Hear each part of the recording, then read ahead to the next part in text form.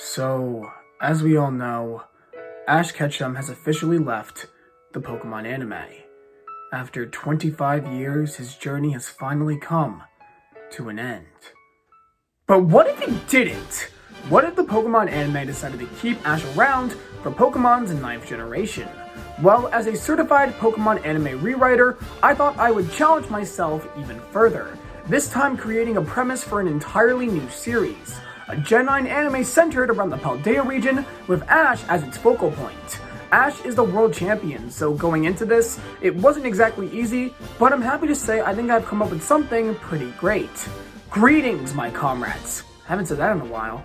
And welcome back to Zanolith. In today's video, I'll be proposing a potential start to a theoretical Scarlet and Violet anime series. This is just a one-off video, but if you want to see this series continue, please let me know in the comments below. You can also tell me by giving this video a like and hitting the subscribe button. Now, I don't want to waste any more time, let's jump into this theoretical Scarlet and Violet anime series.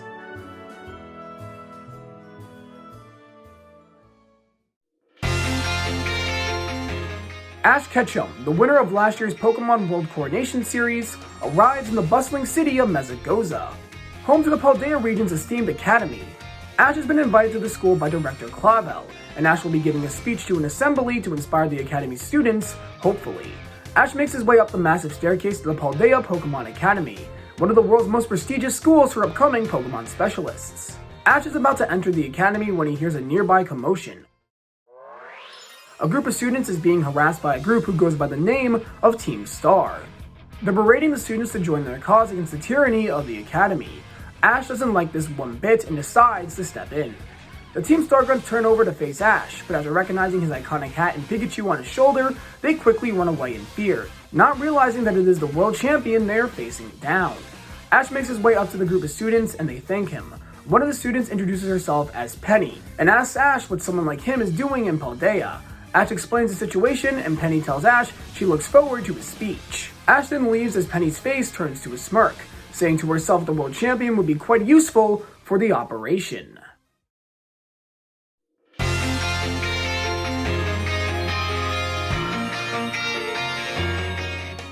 Ash then enters the academy and Ash is in shock. The academy is huge, much bigger than the Pokemon school he attended in Alola. Ash is then greeted by Director Clavel, who welcomes Ash to the PALDEA region and thanks him for accepting his request. Clavel then further explains the PALDEA Pokemon Academy. The school is split up into two sub-schools, Naranja and Uva Academy.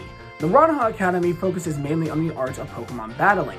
Its courses are designed to hone a trainer's skill and prepare them for the gym challenge, and whatever else comes their way. Clavel notes that he is aware some trainers like to start on their own, like Ash himself, but Clavel states that their battling program is a good alternative for those who want to prepare themselves before their journeys. Uva Academy focuses on other Pokemon professions, such as becoming a Pokemon doctor, professor, coordinator, and other related fields. The classes in Uva are a lot more diverse, as the classes students take tackle various subjects, techniques, and knowledge. Ash is super impressed by all of this, knowing that this academy is truly prestigious. Clavel tells Ash the assembly isn't happening for another hour or so, and tells Ash to please look around the academy. Ash's stomach begins to rumble and Clavel tells Ash the directions to the cafeteria. When Ash arrives, he and Pikachu are absolutely starving, and so they're about to make their way to buy food when a hand is placed on his shoulder. A Uva Academy student tells Ash that instead of buying some food, why doesn't he try one of his sandwiches? Ash is skeptical, but the student insists, and eventually Ash agrees. The student introduces himself as Arvin and whips up Ash a basic sandwich, which he absolutely falls in love with.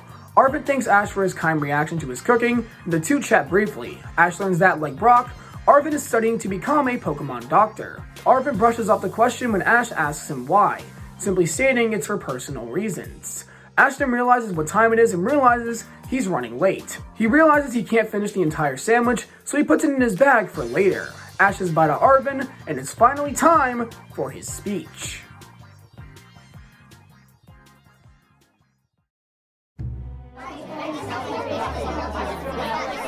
Students gather in the school courtyard, where the assembly is taking place. Back inside, Ash asks Clavel what this is for, and Clavel apologizes, telling Ash she forgot to tell him earlier. He tells Ash about the school's infamous independent study project, the treasure hunt. Trainers are tasked with traveling around Paldea, interacting with the people and Pokemon of the region to help them figure out what kind of treasure they want to pursue. Ash finds the project intriguing but keeps those thoughts to himself. After all, it's time to give his speech.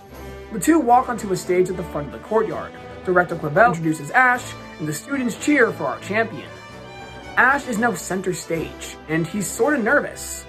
But he thinks the best type of speech is one where he wings it, and speaks from the heart. From what he heard, Ash tells the students that the treasure hunt is a great experience. He reminisces about his previous adventures, the people, friends, and Pokemon he met along the way, and how they helped him reach new heights, becoming the version of himself he is today.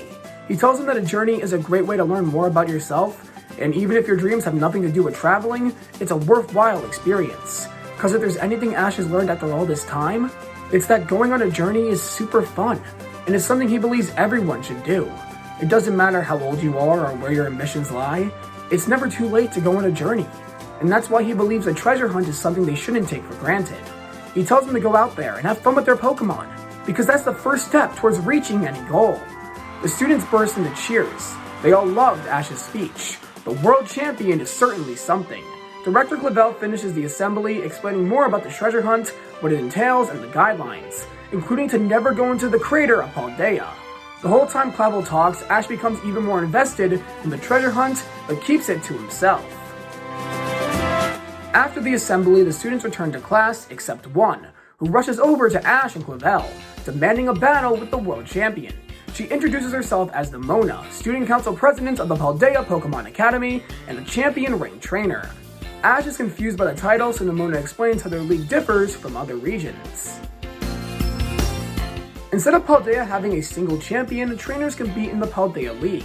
The winner is given the champion rank, a title only the strongest trainers in the region have. She tells Ash that's why she needs to battle him, to see how a champion from Paldea matches up against the winner of the World Coronation Series. Ash of course accepts her challenge, and the two have a battle, with Clavel serving as ref.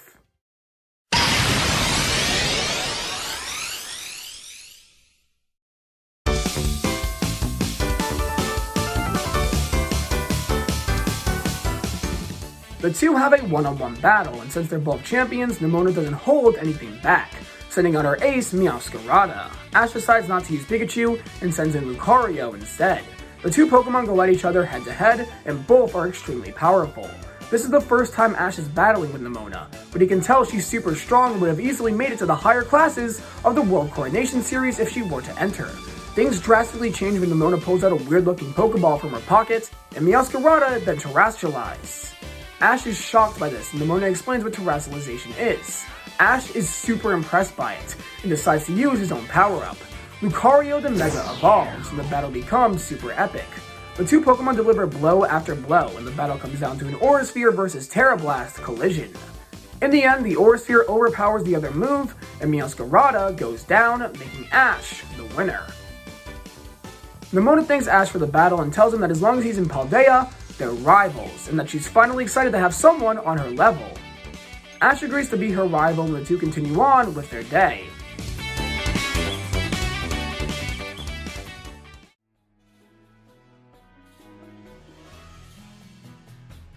Ash has left Mesagoza and has gone into the wild.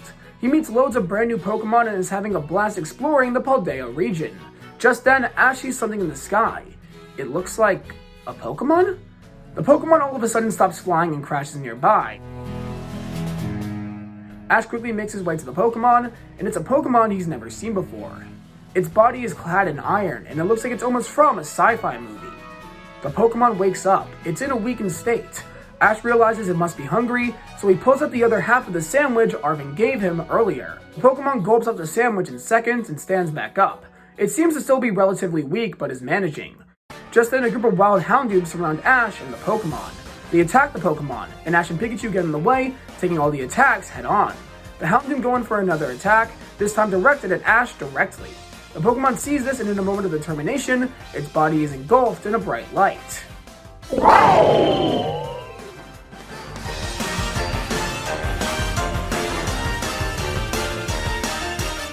The Pokemon appears in a powered-up form, and Ash and Pikachu watch in awe as it takes on the group of Houndoom.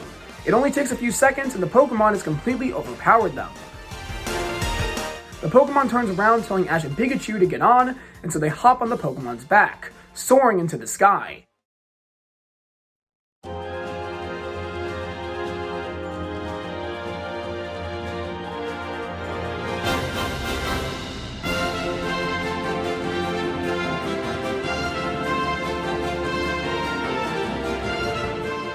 From here, Ash gets a vantage point of the entire region, and finally comes to a decision. He wants to participate in the treasure hunt, explore Paldea, meet its people and Pokemon, and find something to treasure even though his dream of becoming a Pokemon Master has pretty much been accomplished. He thinks back to the question Alder, the champion of Unova at the time, asked him when he traveled in Unova. What happens after you've become a Pokemon Master? Well, now's the time to figure that out. To explore, to learn, to achieve, to strive, and more importantly, to treasure. That's what Ash wants to take away from his treasure hunt. The Pokemon and Ash land back near a lighthouse, where Arven is waiting. The Pokemon returns to its weakened state, and Arven starts yelling at the Pokemon, telling it not to run off like that again. He tells Ash he apologizes for MIRAIDON's behavior, and he swears it won't run off again. After learning it's Arven's Pokemon, he's a little upset as he wanted to catch MIRAIDON himself. Arven then tosses Ash something. It's MIRAIDON's Pokeball. He tells Ash that MIRAIDON has been nothing but a burden to him. He loves the guy, sure, but he's too much of a handful. It would be much better in Ash's hands. And so, Ash has caught his first Paldean Pokemon, being MIRAIDON. The next day, the Academy students are waiting to begin the treasure hunt, and are shocked when Ash walks out of the Academy wearing a school uniform. Nemona and Arven come up to Ash, and both explain that this year's treasure hunt will be interesting with Ash around. Penny, the girl from before, merely looks on at a distance. Director Clavel then announces the beginning of the treasure hunt through the loudspeaker, and the students of Paldea's Pokemon Academy race out into the wild, with Ash, Arven, and Nemona leading the charge. The treasure hunt has finally begun. What awaits our world champion in a brand new region? Well everyone, that was my idea for how I would start a Scarlet and Violet Pokemon anime series that follows Ash. If you guys want to see a follow-up, please let me know. Make sure to hit that like button and subscribe to the channel. Also, leave a comment too, letting me know how you would continue the story from this point on. I would love to hear your ideas. With that being said, this video is a wrap. My name is Zanolith, and I'll catch you guys next time.